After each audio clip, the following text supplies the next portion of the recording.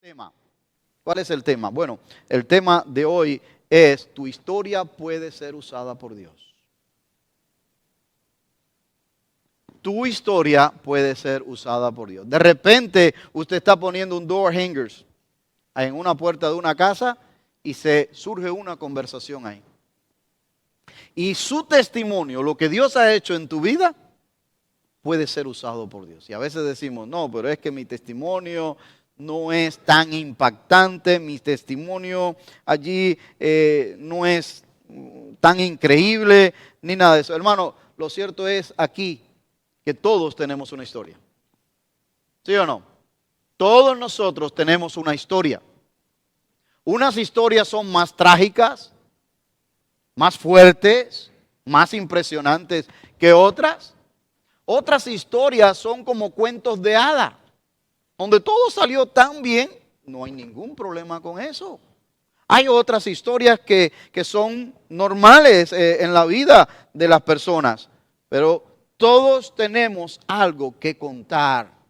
Todos tenemos algo que contar allí. A veces uno se cohíbe de compartir su historia porque dice, ¿mi historia podrá cambiar a alguien? Sí, en mi vida no ha pasado nada. O sea, yo, por ejemplo, algunos dicen, yo nací en un hogar cristiano. Yo iba a la iglesia. Desde chico me sabía todas las cosas. Mis padres, buenos padres, etc. O sea, ¿cómo mi historia puede realmente cambiar la vida de alguien?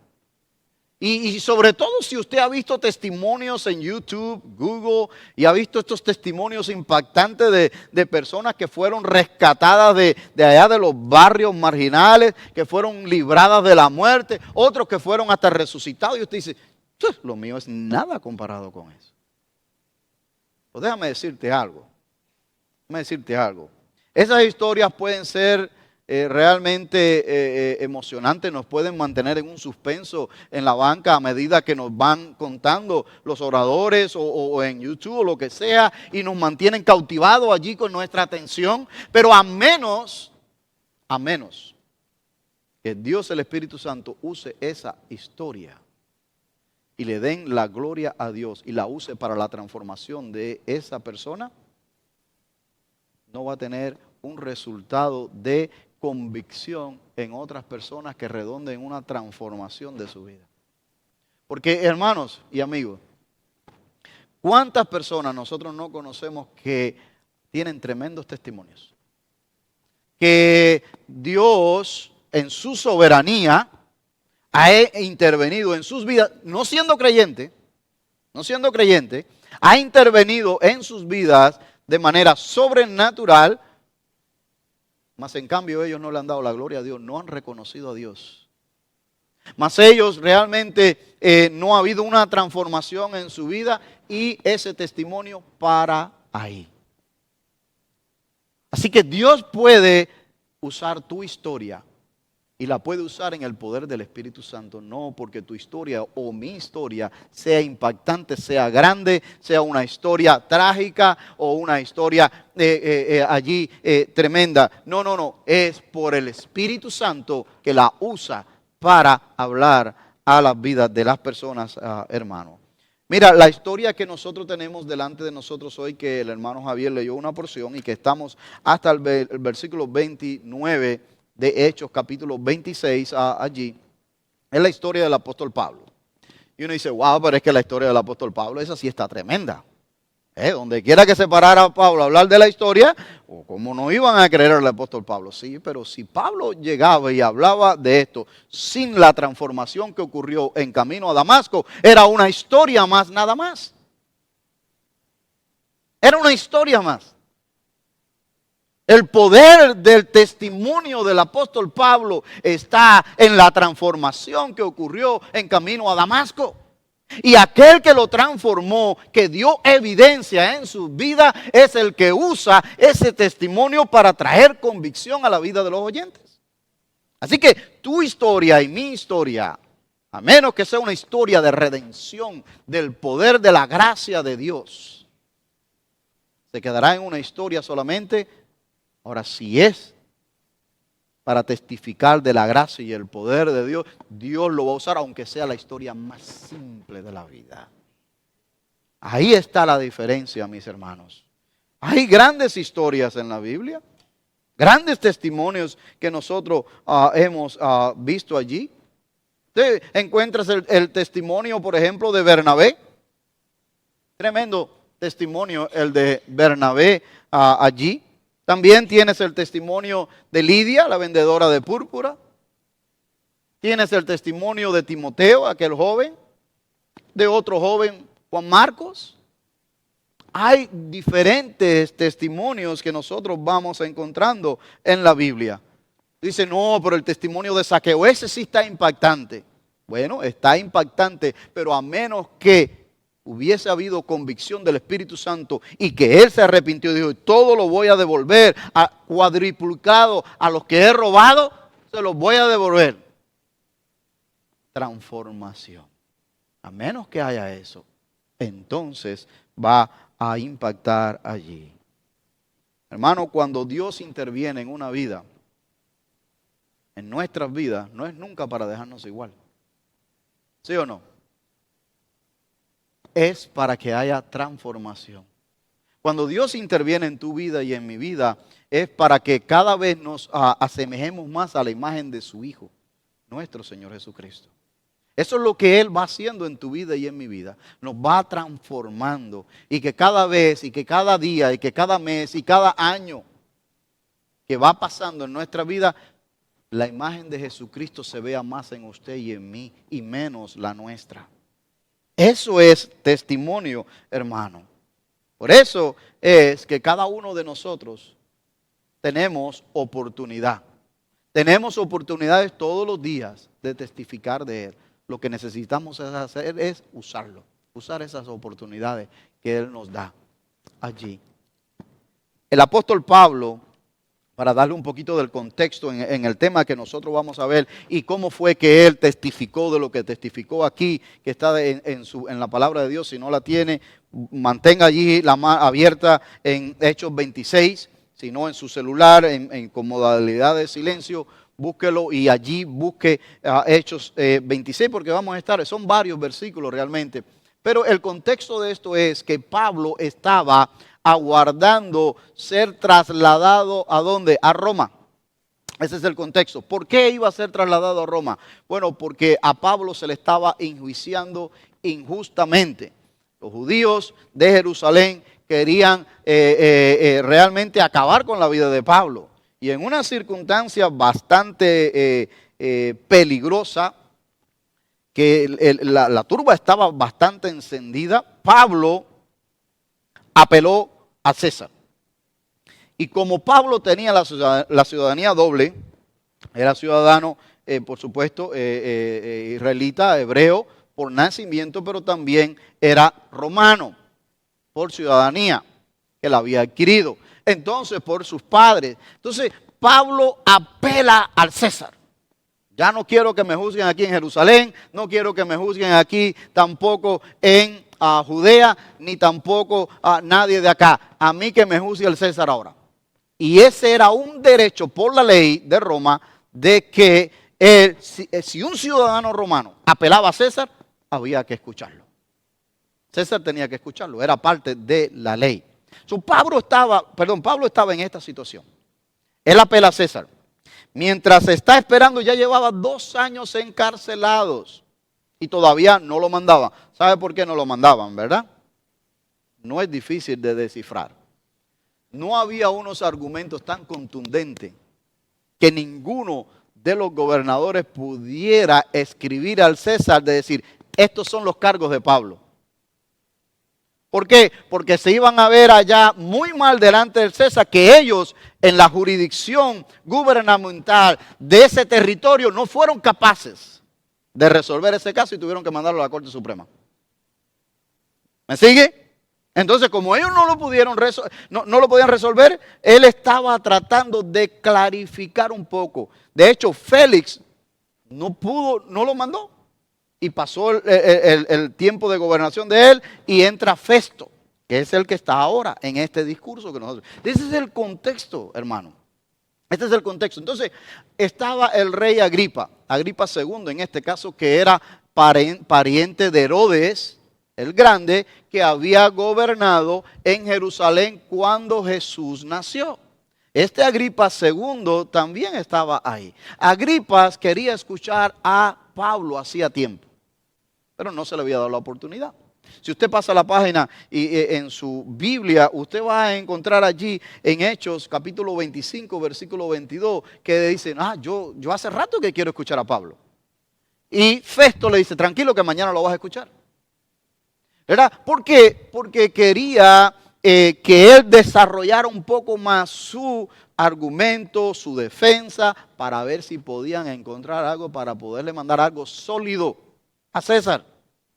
De hecho, la verdad es esta: cuando Pablo terminó de exponer todo esto que nosotros vamos a ver hoy, esperamos que nos dé tiempo verlo, la conclusión de Festo y de Agripa fue: este hombre pudiera haber sido absuelto ahora mismo si no hubiese apelado a César. Porque no había argumento alguno. No era justificable que los judíos lo quisieran matar. No había tal argumento. Y entonces es en ese contexto que Pablo presenta su defensa. De hecho, Pablo presenta una defensa que no es en un juicio. Ya eso ya estaba dado, la sentencia ya estaba dada. Él apeló a César, vas a ir a ver a César. Punto. O sea, él más bien está haciendo aquí una defensa para exponiendo su caso, pero no era como un juicio para dictaminar ya el veredicto final. No. Ese no era el caso aquí. Así que no era esto. Ahora, ¿qué es lo que hace que la presentación de Pablo sea tan valiosa para nosotros? ¿Qué hace que sea para nosotros hoy este testimonio, esta defensa valiosa para nosotros en este tiempo aquí? Bueno, yo pienso que nos brinda un ejemplo, no una regla, no es una regla, es una medida, pero es un ejemplo donde nos guía a cómo nosotros podemos compartir nuestro testimonio personal. ¿Cómo nosotros podemos compartir nuestro testimonio personal? Y lo primero que Pablo desea dejarles en claro es quién él era. Aunque no era muy ajeno para los que estaban allí. Agripa II había escuchado de Pablo. Conocía acerca de este varón.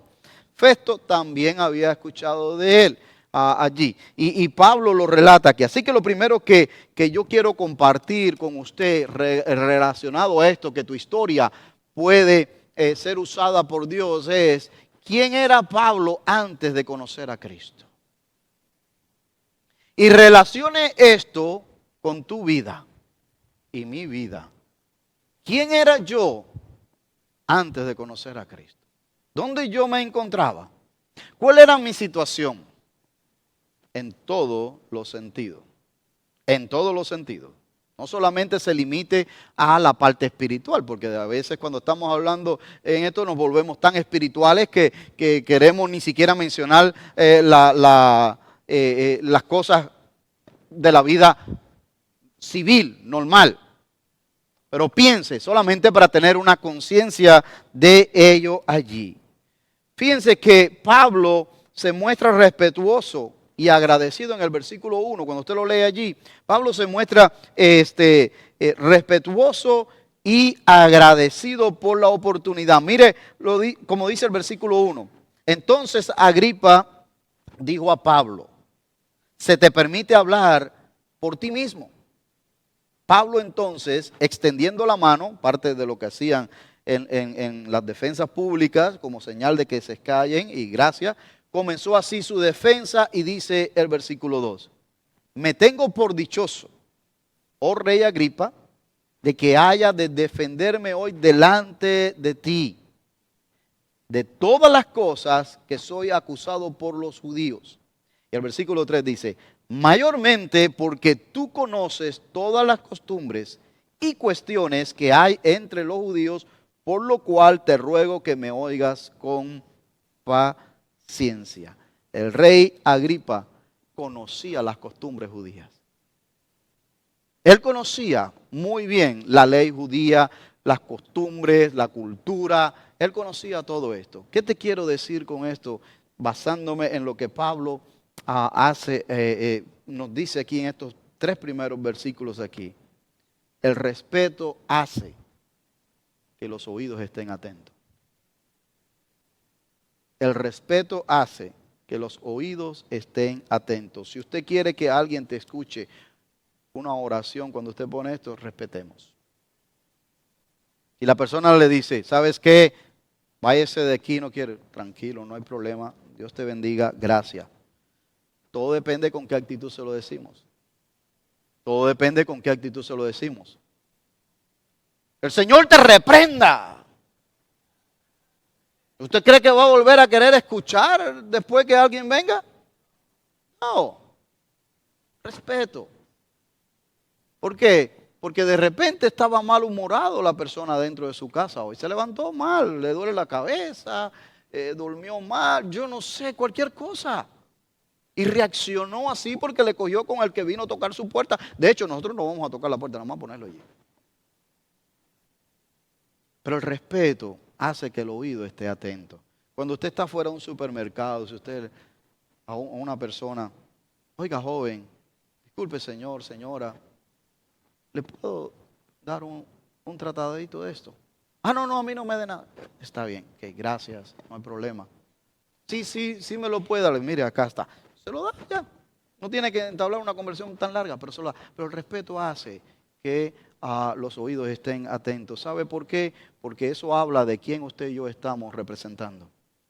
De quiénes nosotros estamos representando. Pablo viene aquí y le dice allí, me tengo por dichoso, oh rey Agripa, de que haya hoy de defenderme delante de ti. ¿Qué palabras?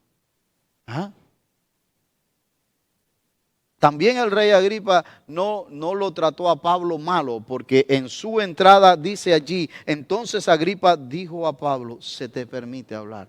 Él también lo trató con respeto. Lo trató con respeto allí, mis queridos hermanos. Pablo hace su defensa y él habla algunas de las cosas de su vieja vida pasada. Y él comienza hablando, y yo no vamos a tener el tiempo de glosarlo todo, por supuesto, allí. Pero él comienza hablando desde su juventud, versículo 4. Donde él, a pesar de que tal vez nació en Tarso, por eso se llama Saulo de Tarso, fue criado en Jerusalén. ¿Okay? Él fue criado y crecido en Jerusalén y estudiado en Jerusalén, allí bajo las enseñanzas de uno de los mejores o buenos rabinos de Jerusalén, llamado Gamaliel. Habían 2 escuelas diferentes de enseñanzas allí, pero Gamaliel era un rabino piadoso en Jerusalén que le escuchaban cuando él hablaba. De hecho, después que él da un consejo más adelante en el Nuevo Testamento acerca de la persecución de los cristianos, el resto del concilio lo escuchó a él, porque era un judío prudente, era un judío, un rabino que entendía la palabra del Señor y ellos respetaban a esto. Pablo estudió bajo los pies de esto. Hay un versículo que me llamó la atención donde dice que Pablo era hijo de fariseo. Y hay algunos comentaristas bíblicos que dicen que no necesariamente era hijo de fariseo, sino que como se estudió a los pies de los fariseos desde su juventud, le llaman hijo de fariseo. Bueno, también tiene sentido. Pero Pablo mismo dice que él era hijo de fariseo. Si Pablo fue hijo de fariseo como tal, ¿usted se imagina bajo qué estricta enseñanza, educación, modales vivió este joven? Por eso es que cuando él presenta su defensa más adelante en otros sitios dice, pues yo soy hebreo de hebreo y en cuanto a la ley, irreprensible. Pablo gozaba de un testimonio tremendo en Jerusalén. Y él viene a defenderse delante de Agripa y dice, si esta era mi vida pasada. Yo era un fariseo estricto con la ley. O sea, que yo no es que yo por desconocimiento de la ley ahora me están metiendo gato por liebre. No, yo conozco la ley. Porque yo he sido enseñado en la ley. A mí nadie me está engañando con una doctrina falsa del Antiguo Testamento, ni nada de eso, porque eso es lo que se tenía hasta la mano. No tenía el Nuevo Testamento como lo tenemos ahora. A mí nadie me está engañando aquí. Yo conozco muy bien esto aquí, hermanos. Pablo comparte también de su testimonio que su celo por Dios era tan grande y tan grande que él emprendió persecuciones fuertes en Jerusalén y aún fuera de Jerusalén con violencia. Él lo admite. Con violencia. El sumo sacerdote le dieron cartas para que él saliese a perseguir a los cristianos fuera de Jerusalén. Él los echó en la cárcel. Pablo está hablando esto de su vieja vida pasada. Algunos entienden que él fue el que dio la orden de apedrear a Esteban. También está dentro de todo esto aquí. Pero ahora Pablo viene y le dice algo.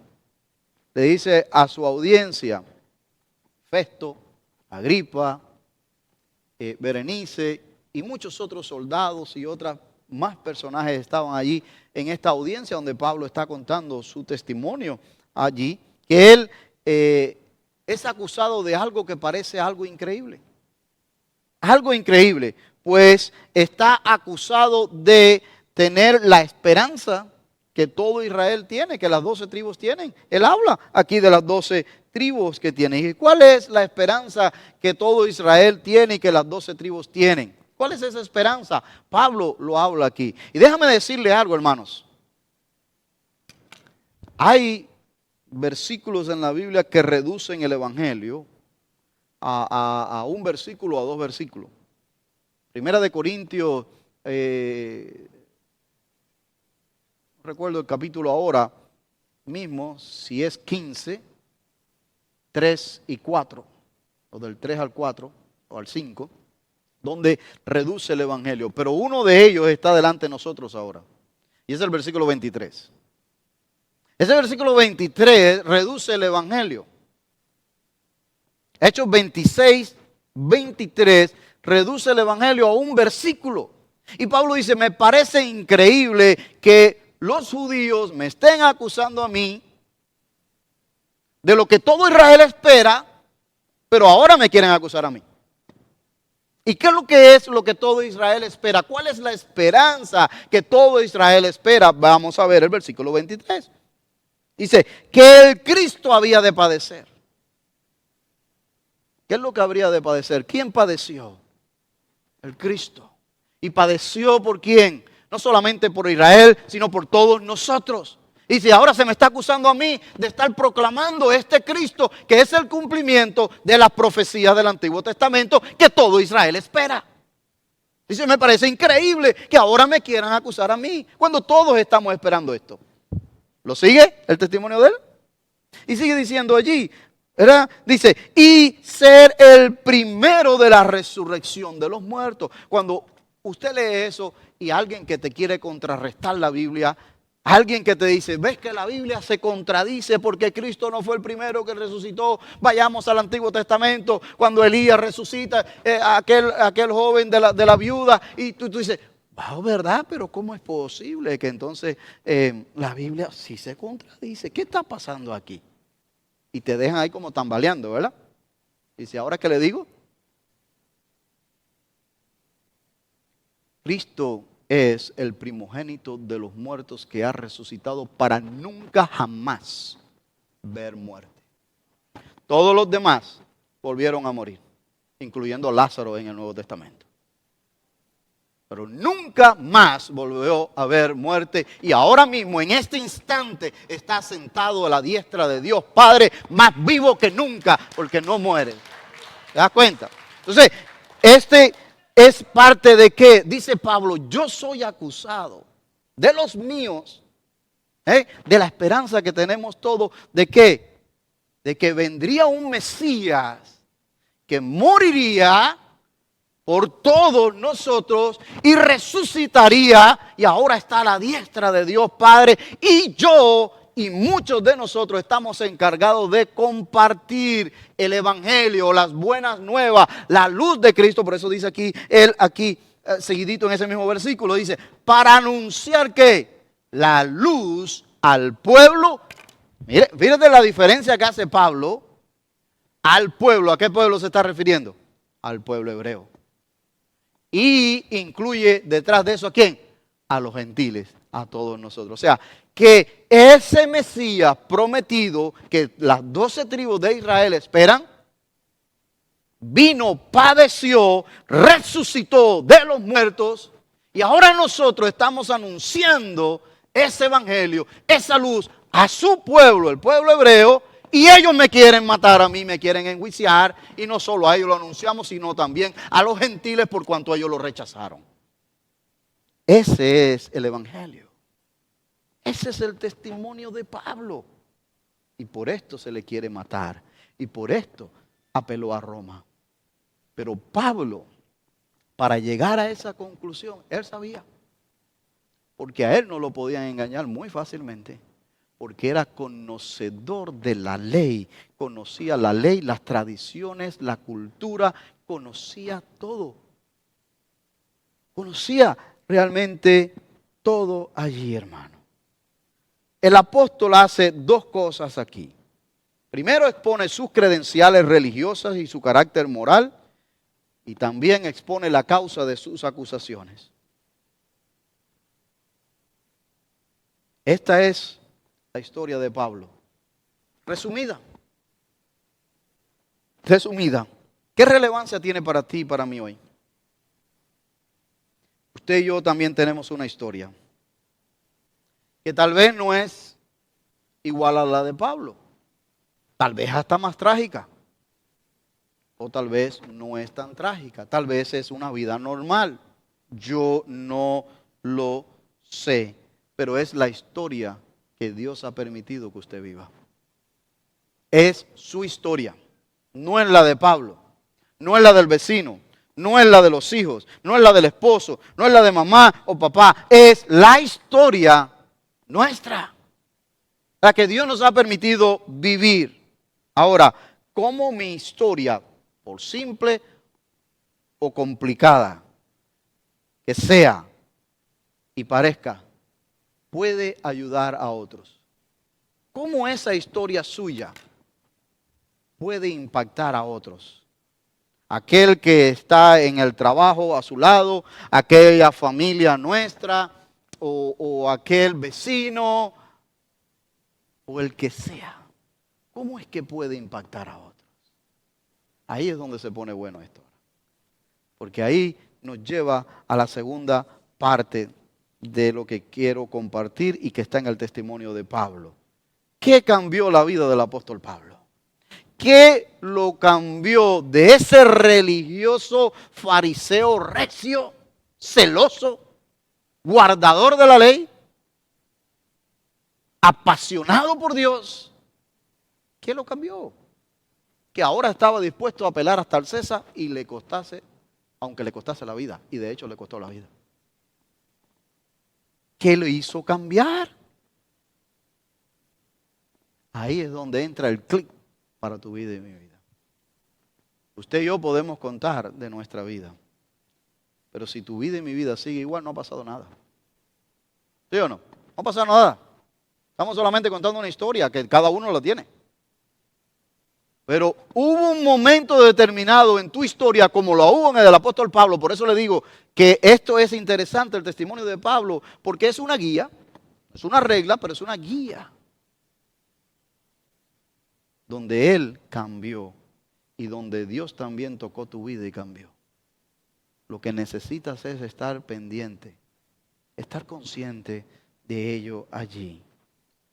Pablo les cuenta que en una de esas campañas fuertes que él realizó en persecución contra los cristianos, En ese tiempo a los cristianos se les conocía como los del camino, ¿verdad? Saliendo para Damasco, allá como al mediodía, dice Pablo en su historia, allí como a las 12 del día, una luz más brillante que la del sol se le apareció a ellos. Y era tan tremenda esta luz que cayeron al piso porque no pudieron soportar mirarla con los ojos. Y dice que todos los que estaban con él, toda la comitiva, los guardias, todo este personal que iba con él, la vio. O sea, no solamente él, había testigos también. Y entonces él escuchó, él sí escuchó esto, una voz del cielo que le decía, y está ahí en sus Biblias, ¿verdad? En el versículo 14 le dice, Saulo, Saulo, ¿por qué me persigues? Dura cosa te es dar cosas contra el aguijón. Yo entonces dije, ¿quién eres, Señor? Y el Señor dijo, yo soy Jesús a quien tú persigues. No voy a hablarle ahora de lo que ya usted sabe, de que el que le hace algo a un hijo del Señor, al Señor se lo hace, porque eso está en el arraigado, ¿verdad? ¿No lo acabamos de ver esta semana, en estos días atrás? Y también lo vimos anteriormente en una de las conversaciones aquí. Pero Pablo no iba persiguiendo a Jesucristo, ya el Mesías había ascendido a los cielos. Él iba persiguiendo ¿a quién? A los cristianos, a los del camino. Pero cuando persigues a los del camino, estás en contra de Jesús, del Mesías. Y por eso él se le revela a Pablo en este punto crucial en la vida de Pablo. Y le dice, está bueno ya, Pablo. Tú estás persiguiendo a mi iglesia. Cuidado con mi iglesia, Pablo. Esa es mi novia. Esa es mi novia. Y yo la voy a estar preparando para cuando venga por ella. Y lleva 2000 años preparándola. Lleva 2000 años preparándola. Y cada día que pasa, se acerca más en que el novio viene por la novia para llevarla a casa. Él lo ilustró con la parábola, ¿se recuerdan? Él lo ilustró. Lleva 2000 y tantos años preparando a su novia. Puede aparecer el novio en cualquier momento. Es mi oración que cuando el novio aparezca, nos encuentre con aceite en la lámpara. Con aceite en la lámpara, mis queridos hermanos. Y bueno, dice allí, para no desviarme del tema, aunque ese tema también está muy bueno, dice que él recibió instrucción. Él dijo, levántate, vete a la calle de la derecha y se te dirá lo que tienes que hacer. Y él lo hizo y él está contando ese testimonio. El punto clave es que Pablo expresa su vida anterior religiosa, su carácter moral. Dice, pero un día yo iba camino a Damasco en esto y allí Cristo me interceptó en mi vida, hermano. Pablo aprovechó, mejor dicho, cada oportunidad que él tuvo de contar este testimonio. Él lo contó en sinagoga, él lo contó en plazas, él lo contó al lado del río, él lo contó por las casas, él lo contó en Jerusalén, él lo contó allá en Samaria, él lo contó en Asia, él lo contó en Corintio, él lo contó en Macedonia, él lo contó por todas partes, en Roma. Donde quiera que Pablo tuvo la oportunidad de compartir su testimonio, lo compartió. Compartió. Y eso es parte de lo que nosotros podemos aprender de él. Donde quiera que Dios te dé una oportunidad de compartir lo que Dios ha hecho en tu vida, compártelo. Porque puede ser de bendición a otro. Puede ser de bendición a otro, mi querido hermano. De hecho, en este momento donde Pablo estaba presentando su defensa porque el rey Agripa quería oírlo y Fasto quería tratar de ver si encontraba algo para poder mandar para Roma, él estaba nuevamente contando su testimonio. ¿Te das cuenta? Estaba volviendo a usar lo que Dios le dio allí. Y Pablo dice allí en los versículos 15 y 16. Entonces yo dije, ¿quién eres, Señor? Y el Señor dijo, yo soy Jesús a quien tú persigues. Pero le digo, pero levántate y ponte sobre tus pies porque para esto he aparecido a ti, para ponerte por ministro y testigo. Ministro y testigo de las cosas que has visto y de aquellas en las que me apareceré a ti. ¿Quién eres, Señor?, le dijo Pablo.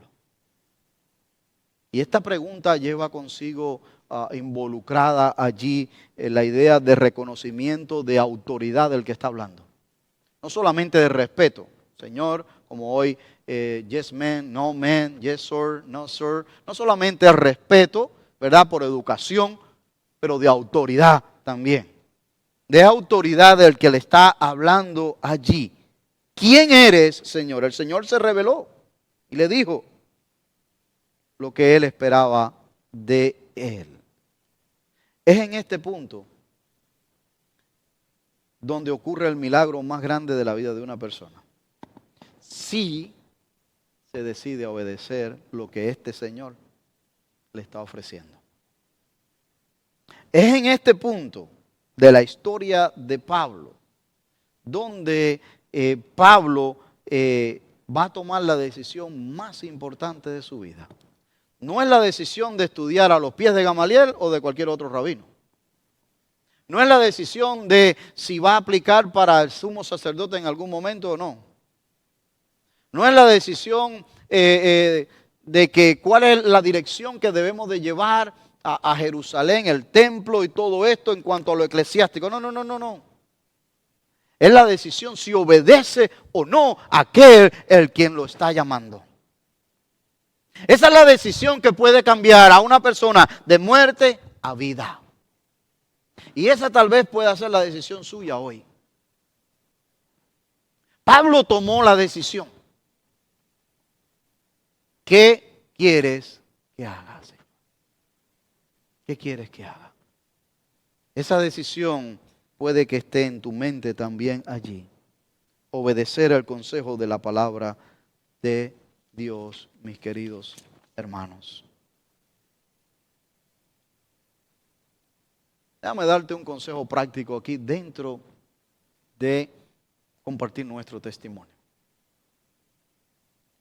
Esto es práctico de nosotros ahora, no de Pablo. ¿Cómo era su vida antes? Bueno, yo pienso que su vida, a la hora que usted esté compartiendo con alguien en el supermercado, en la sala de una casa, en el trabajo, en la calle, usted no tiene que estar entrando en tanto detalle de cómo era su vida pasada para que Dios la use. No hay que, Dios puede usar una sola palabra para Dios usarlo. Ni siquiera una palabra. ¿Sabe por qué? Porque no es tu testimonio ni mi testimonio el que va a transformar y cambiar las vidas. Es Dios el Espíritu Santo quien va a traer convicción a la persona. Pero a veces nos apasionamos más hablando de mi vida pasada que de Cristo ahora. Y a mí me da tristeza eso. Que las personas todavía se hinchan el pecho y decir, oh, tú no sabes cómo yo era la vida pasada. Y te dan una historia así de cómo era su vida pasada. Porque todavía hay carne ahí. Pero cuando hablan de Cristo, hasta bajan el tono de la voz. No, porque mira, Cristo.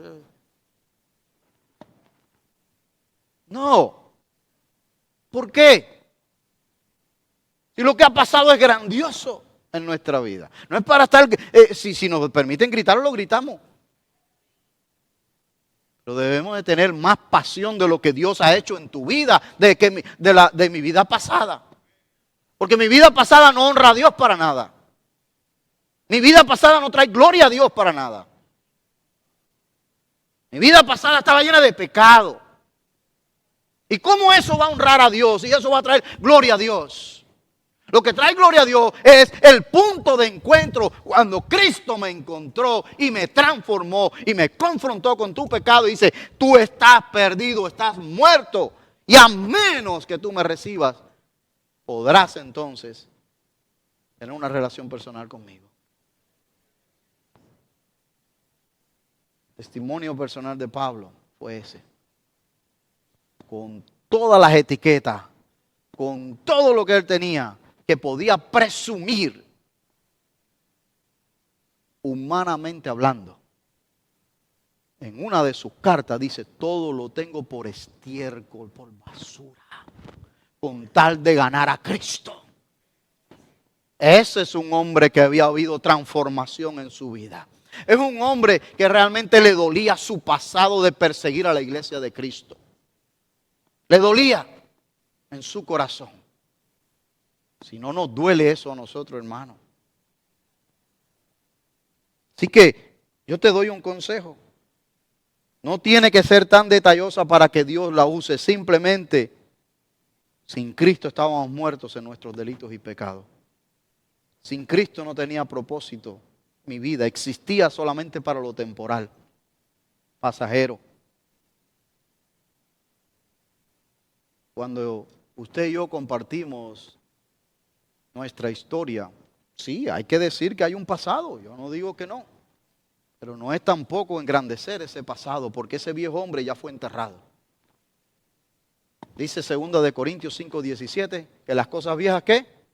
Pasaron. He aquí todas son hechas nuevas ahora.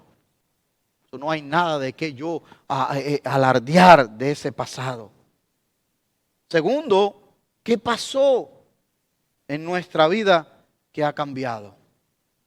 Bueno, yo pienso que cada uno tiene nuestro momento en la vida. Cada uno de nosotros tiene su momento en la vida.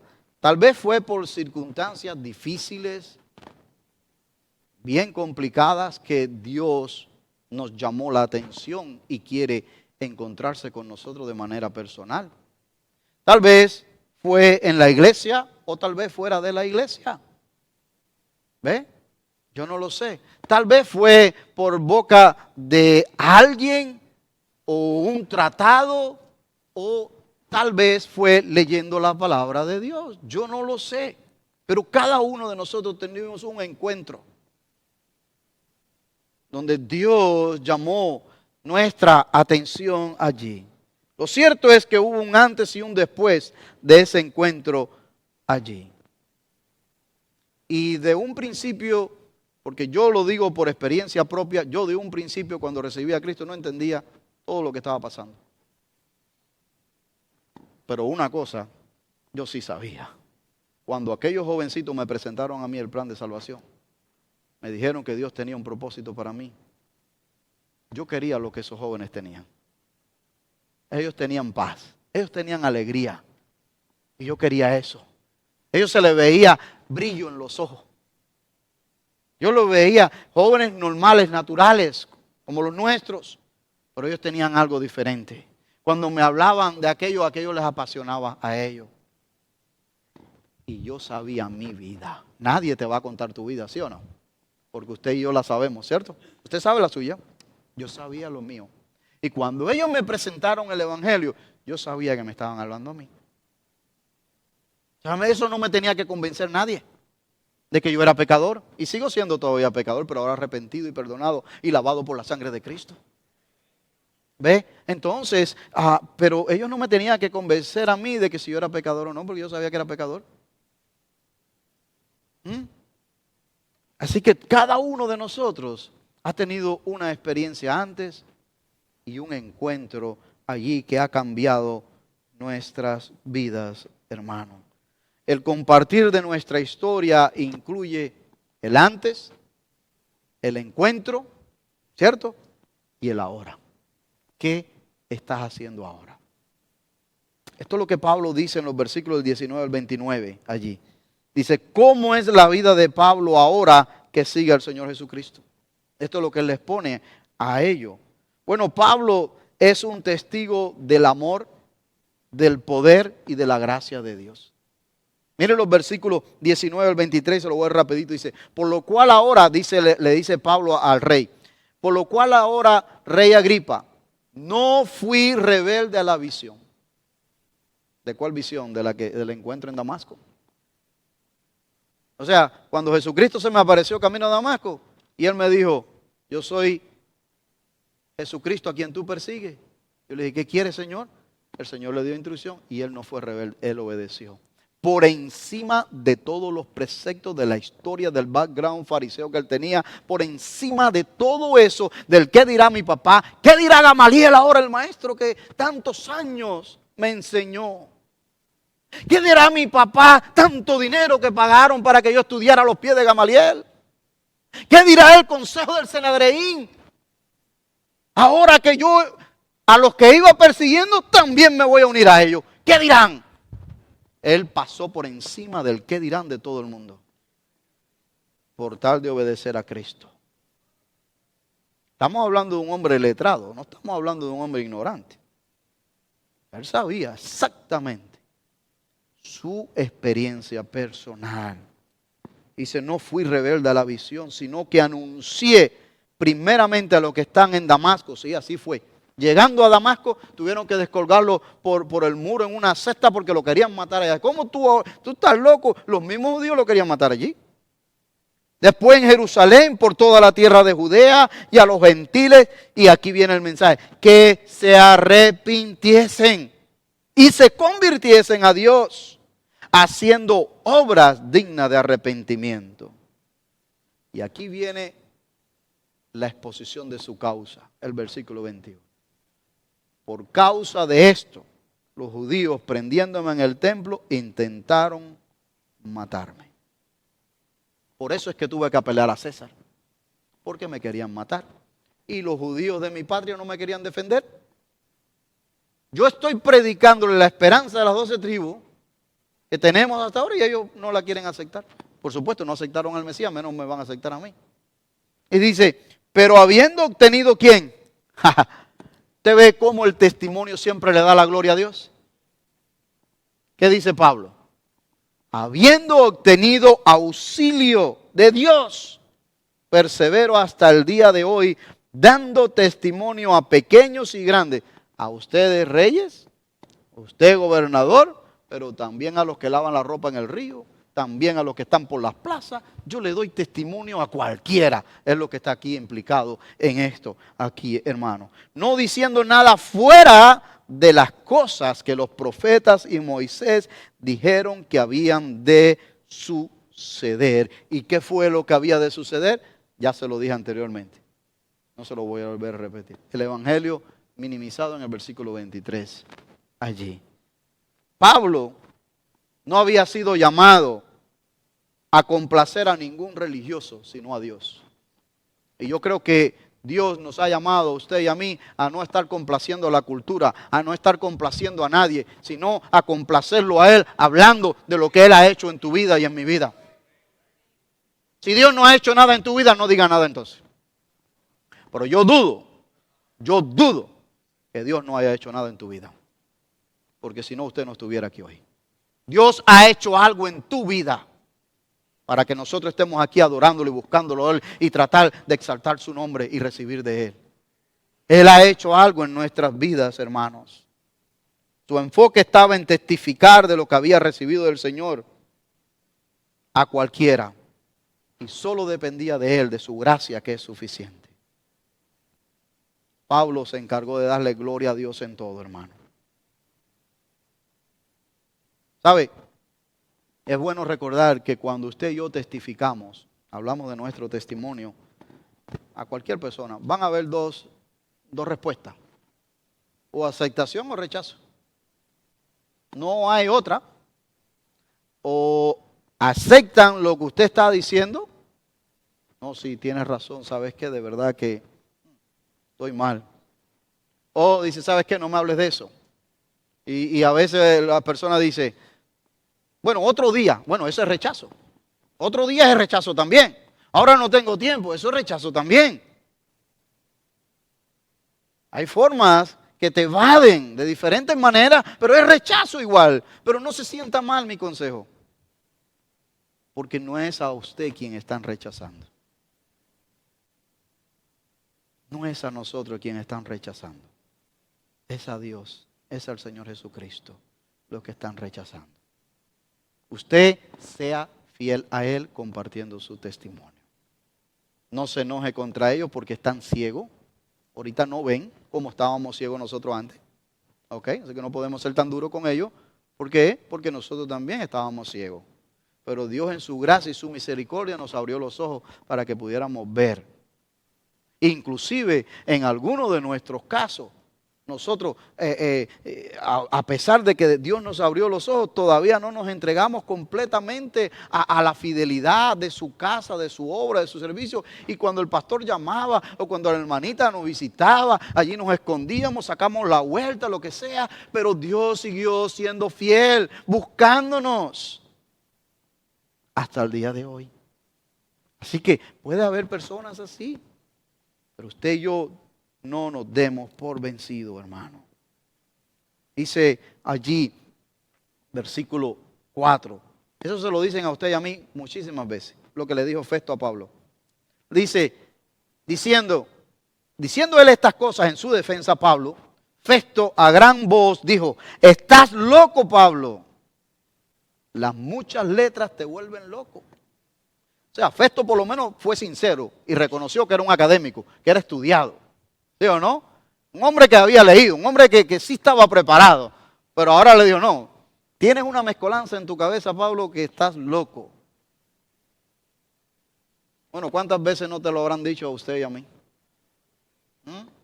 Yo creo que nos los han dicho muchas veces. Y si no nos los han dicho, por educación lo han pensado. A estos hermanitos le han lavado el cerebro. ¿Verdad que sí? Le han hecho un brainwash. Ya caíste en las redes de los evangélicos. Ahora sí lo perdimos. La perdimos. ¿No? A nosotros nadie nos ha forzado para estar aquí. ¿Verdad que sí? No. Nosotros tenemos una vida normal, como todos los demás. Pero que ahora nuestra vida tiene otra prioridad.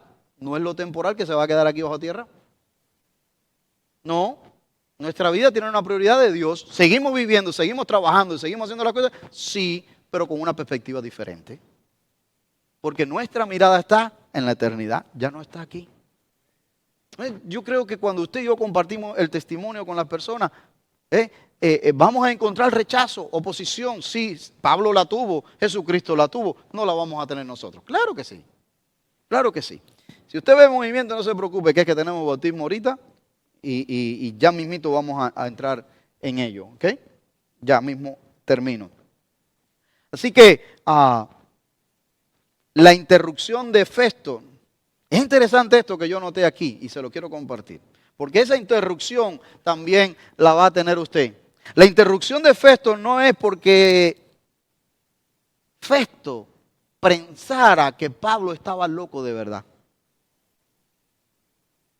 Porque si él hubiese pensado que Pablo estaba loco, en primer lugar no lo hubiera invitado a defenderse. En segundo lugar, mucho menos iba a mandar un loco donde César. ¿Sí o no? Esto es una expresión, ¿ok?, que él está usando aquí para salirse por la tangente. ¿Por qué? Ya usted lo sabe. Ya usted lo sabe. ¿Por qué? Porque las palabras de Pablo habían dado en el blanco, en el corazón de Festo. Y lo estaba confrontando. Y como lo estaba confrontando, dice, no, yo no quiero oír esto más porque le va a pasar como a Agripa, que dijo después, Pablo, por poco me conviertes. Festo le estaba pasando lo mismo. Y esto fue una defensa y se salió por allí. ¿Cuánta gente cuando usted y yo le hablamos no hacen lo mismo? La palabra está allí hablándole y testificando. Y llega un momento en que dice, uy, lo que me están diciendo es verdad, pero ¿cómo me zafo de esto? Pues yo no quiero compromiso. Sí, hermano, es así. Yo no quiero compromiso. Estoy muy joven, eso es para personas mayores. Yo no creo en eso. Pero la palabra le sigue dando ahí. Y ya llega el momento, ¿sabe qué? Me tengo que ir. O me suena el teléfono. Ay, gloria a Dios que me suena el teléfono. Mira, te tengo que dejar, no puedo. Porque la palabra está haciendo su efecto. Y como está haciendo su efecto, ellos se le sacan la vuelta. Festo lo hizo y lo van a hacer usted. Yo doy gracias a Dios con algunos hermanos que cortan el cabello aquí, que cuando ellos lo tienen ahí delante, dice, de aquí no te dejo ir. Me decía el hermano Iván, yo de aquí no te dejo ir porque yo aquí en el oído te voy a susurrar todo porque no te vas a ir con el cabello a la mitad, ¿eh? Así que antes que yo te haga te sople completo ya para terminar, te voy a presentar el evangelio de una vez, porque si te quieres ir, pero ya te puedes ir, pero te vas a ir con el evangelio. O cuando estás en la consulta del doctor, etcétera, ¿verdad? Así que qué maravilla, hermano, esto. Cuando Pablo recibió esto, otro tip para nosotros, cuando presentemos el evangelio. Pablo no perdió el rumbo ni la ética. Mire esto, qué maravilloso, hermano. Esto es bueno. Hermano, lo que usted y yo estamos compartiendo hoy aquí es un curso de evangelismo, pero de testimonio. Pablo no perdió la ética, no perdió el rumbo, sino que aprovechó la oportunidad para hacerle la invitación. Y dice el versículo 25, mas él dijo, no estoy loco, y mira cómo lo llamó. Mira cómo lo llamó, excelentísimo Festo. O sea, elegante, ¿sí o no? Sino que habló palabras de verdad y cordura. O sea, en otras palabras, le responde elegante, pero se mantuvo firme en lo que él creía. Habló palabras de verdad y cordura. Pues el rey sabe estas cosas. Ahora le respondió a Festo, pero se dirige al rey, que era el que le había dado el permiso de hablar y todo esto. Dice, pues el rey sabe estas cosas, que delante de quien también hablo con toda confianza. Porque no pienso que ignora nada de esto, pues no se ha hecho esto en algún rincón. ¿Ok? O sea, esto no está escondido a los ojos de nadie. Y aquí viene la pregunta directa.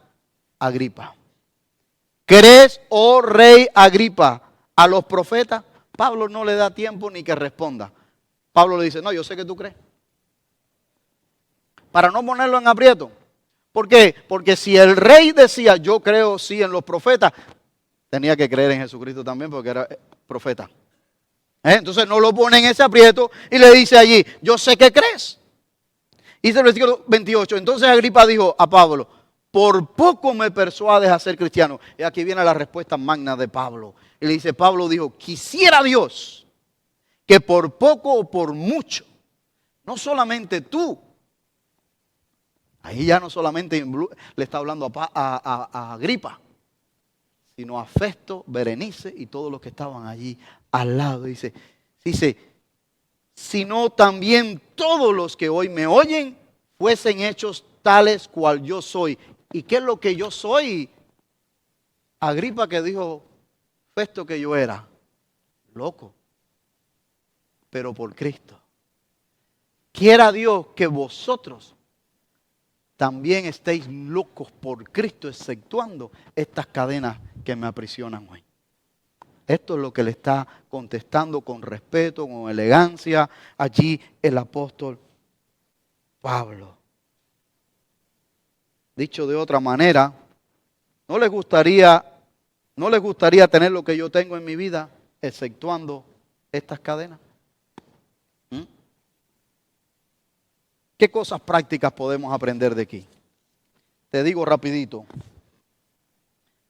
Puede pasar el price team. Le voy a decir 5 cosas prácticas, si las quiere anotar, las anota. Lo primero, ahí está. Dios puede usar mi testimonio para su gloria. Sí, Dios puede usar tu testimonio para su gloria, mi querido hermano. Que lo reciban o no, ese es problema de ellos. Pero Él puede usar tu testimonio allí. Segundo, hagámoslo con respeto y prudencia. ¿Por qué? Porque usted y yo somos representantes de Cristo. No de cualquier cosa, ni de cualquiera del mundo. Somos representantes de Cristo. Tercero, nuestra historia, por dramática que sea, no convierte a nadie. No demos tanto detalle. Quien convierte es el Espíritu Santo. Démosle la gloria a Él.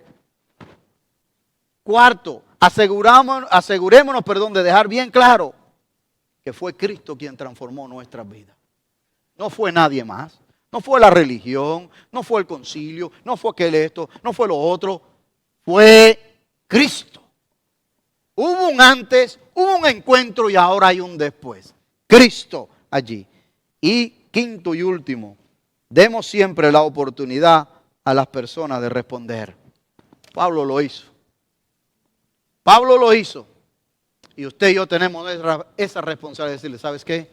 ¿No te gustaría hoy mismo, ahora mismo, recibir esa dádiva de Dios, el regalo de Dios? ¿No te gustaría hoy mismo permitir que Cristo cambie tu vida como cambió la mía? No, pero es que yo no sé cómo hacer eso. Bueno, pues yo te puedo decir cómo hacerlo. En tus propias palabras. Cree el versículo 23, que Cristo padeció por ti y por mí. Él pagó tu pecado y mi pecado. Él resucitó de los muertos, probando ser quien dijo ser, que era Dios encarnado. Y ahora me ha enviado a mí y a muchos otros a hablar de las buenas nuevas. ¿Te das cuenta? Es sencillo, hermano. No, pues eso lo puede ser usted, pastor, porque usted conoce los versículos. Yo no estoy citando ni siquiera ningún versículo. Estoy citando la historia suya, la mía, de lo que Cristo ha hecho en ella.